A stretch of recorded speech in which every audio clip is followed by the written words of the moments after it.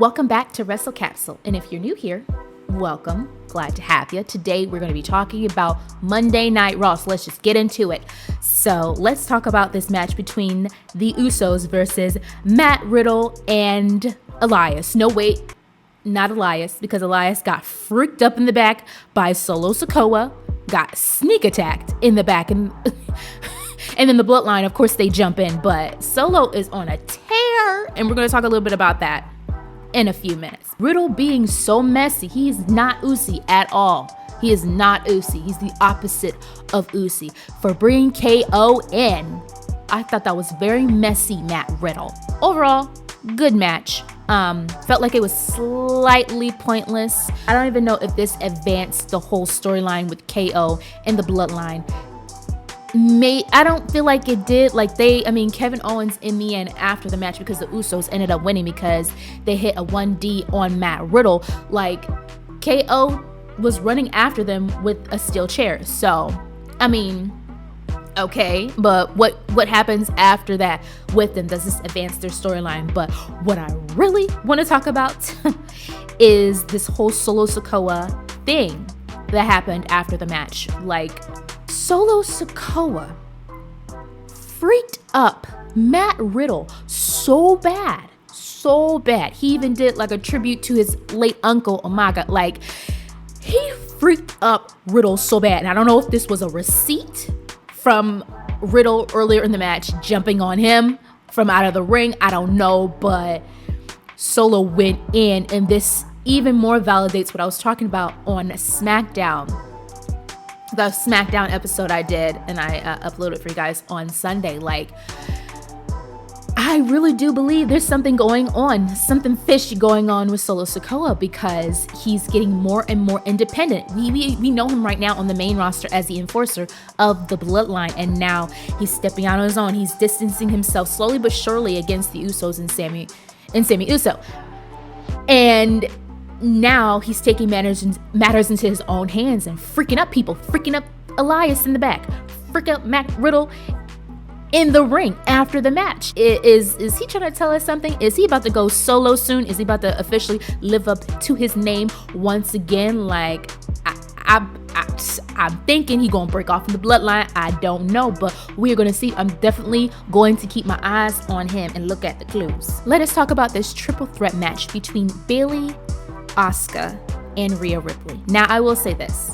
I love this match. This match was super dope. There's so many components to it, and honestly, I felt like this match should have been switched out with the other triple threat match. The other one with, I think it was Alexa Bliss, Becky Lynch, and Nikki Cross. So I felt like they should have switched it out. I felt like the crowd was a lot more invested in this triple threat match with Bayley, Asuka, and Rhea Ripley than the other one. I don't know. The whole Bayley being interrupted by Becky Lynch before the match was funny. Like, Becky, your match is at the end of the show. What are you doing? This ain't even your match. And it was funny. I liked the back and forth with them, but the only thing that made me feel a little weird deep in my side, deep in my tummy, was the fact that with them going back and forth, Becky Lynch and Bayley did not look like a strong heel at all. She looked weak. She sounded like a heel that really didn't want to be a heel anymore, was having second thoughts, and was kind of playing with the idea of being a face, looking for validation. I've been seeing this pattern for the past couple of weeks, and I don't know what to make of it. I don't know if Bayley is going to turn. Like, it's giving me these vibes, and I don't know. I'm getting a lot of vibes lately, y'all. I'm getting it. I don't know what's going on. I like the fact that Bayley won. Like, this was really good. At first, I thought Rhea Ripley was going to win, but she didn't, because Bayley ended up doing a rose plant to Asuka and being able to pin her for the 1, 2, 3. Yeah, like, it was funny seeing Bayley throughout the match trying to work with Asuka and then freaking that up, and then Bayley trying to work with Rhea Ripley. And then at one point, Rhea was like, and I'm paraphrasing right here, "This ain't damage control. You can't boss me around." Like, that was funny. Like, at the end of the match, Rhea doing a riptide on Asuka after losing. I'm like, dang, that thing looked intense.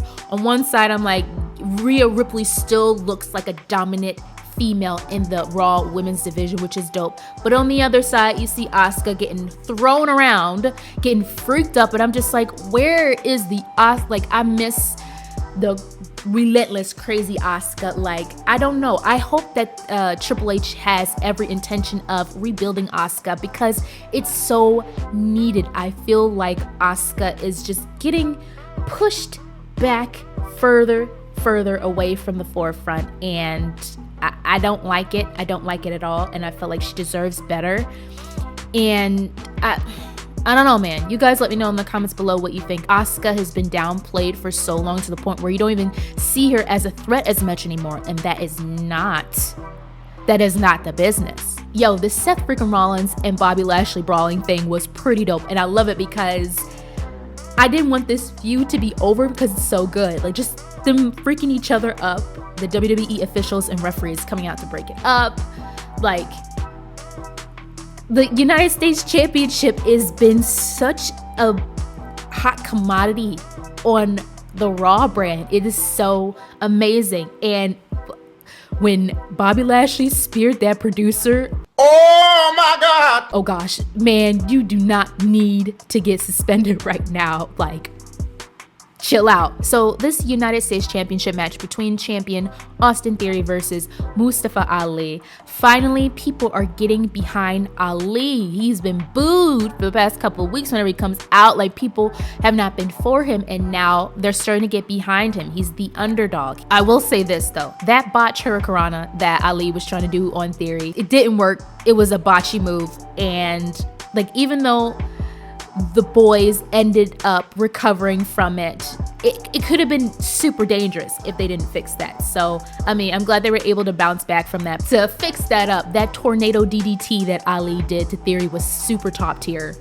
And then Dolph Ziggler coming out of nowhere and super kicking Theory was funny AF. And then there was a DQ. There are so many moving parts when it comes to United States Championship. The chase after this belt is crazy. You got Dolph Ziggler, you got Austin Theory, who's the current champion, you got Mustafa Ali, you got Seth freaking Rollins, you got Bobby Lashley. Like, everyone is gunning for, everyone who is anyone is gunning for this championship.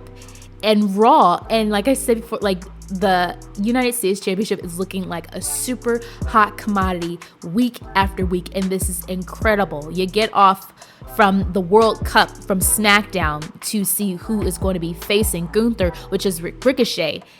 You do all this just to have an Intercontinental Championship match. And then on the other side, you have this moving story with all these guys gunning after this United States Championship. So I absolutely love that. I think this is the way to go. 6-man tag match between the OC versus Alpha Academy and Baron Corbin.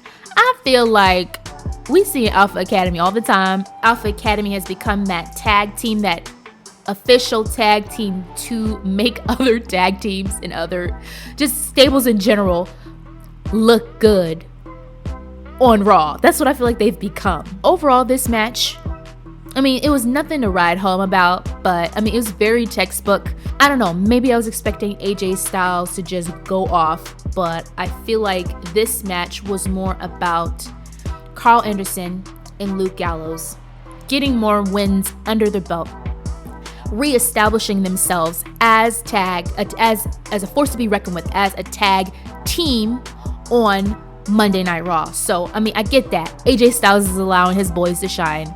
I can see it. Dominik versus Akira Tozawa. Dominik doing the three amigos again. The three enemies again. Oh gosh. Cringe with the shimmy. Cringe.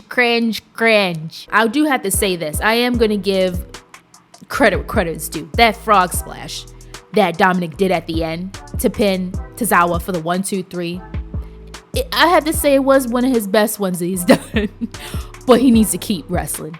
Like, he needs to keep going. He needs to keep having that experience. And Dominik won the match. Overall, the match was too quick to get into. Like, I couldn't get into the match. It felt very rushed. And I felt like it was just a match to get a W under Dominik's belt. I don't know. Rhea Ripley on the side, just cheesing.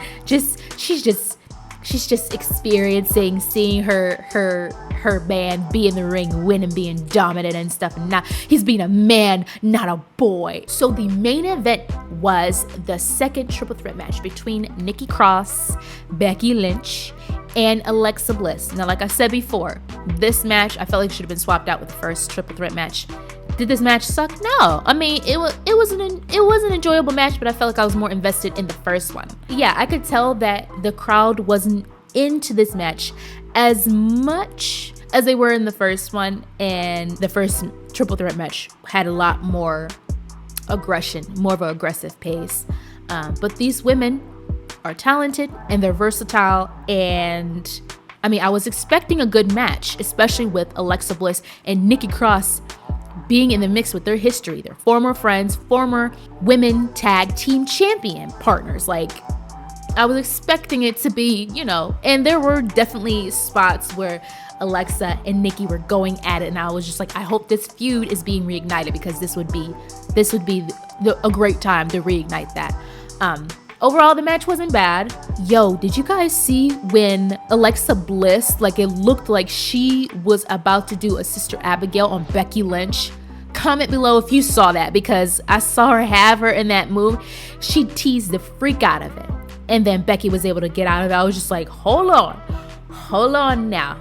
For the past couple weeks, for a while now, ever since Bray Wyatt came back to WWE, we've been seeing glimpses. Every time Alexa Bliss is in the back getting ready in an interview and she's near a monitor, you'd see the monitor glitch and you see Bray Wyatt's logo pop up and then go right back. And we're having that happen. And then she was about to do the Sister Abigail. Like, we know what that was. I'm like, okay, what is this?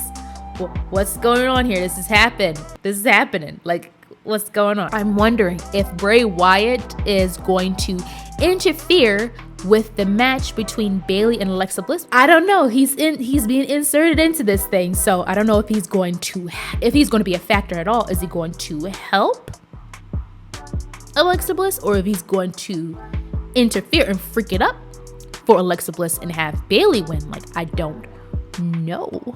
But I am looking forward to it. I'm thoroughly intrigued. So guys, let me know what you thought about Monday Night Raw. Don't forget to like, comment, and subscribe for more episodes.